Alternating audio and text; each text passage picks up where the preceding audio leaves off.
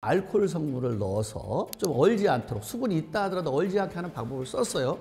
뭐 치명적인 손상을 줄 수가 있는 거죠, 양에 따라서. 그런데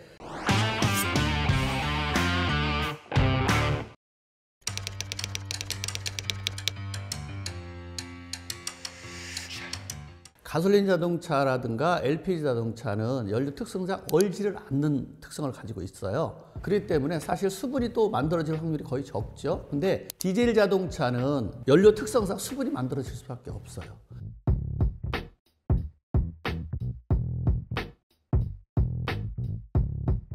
바람이 많이 부는데, 특히 바닷가, 강가, 산 쪽에 세운 차들은 대부분 수분이 다른 차보다 많이 생길 수밖에 없어서 가속 불량이라든가 어떤 부조 현상이라든가 시동이 안 걸림 현상 같은 것이 있죠. 대부분의 그런 것들은 연료 탱크에 수분이 많아서 그런 거고요. 그 수분이 또 연료 필터까지 오게 되고, 필터에서 제대로 못 걸러주면 결국 펌프로 오게 되고, 펌프에서 안 되면 연료 인젝터 쪽까지 오기 때문에 연료 라인이 굉장히 수분에 약하기 때문에 조금만 수분이 문제 있으면 엔진 부조화 현상이 있어서, 겨울에는 대형차 같은 경우는 수분을 먼저 빼주는 게 중요하죠. 근데 그걸 뺄 수 없는 상황이라면 수분 제거를 넣지 않으면 겨울에 굉장히 애를 먹는 거고요. 저희가 군대에 있을 때는 예전에 수분 제거가 없기 때문에 알코올 성분을 넣어서 좀 얼지 않도록, 수분이 있다 하더라도 얼지 않게 하는 방법을 썼어요.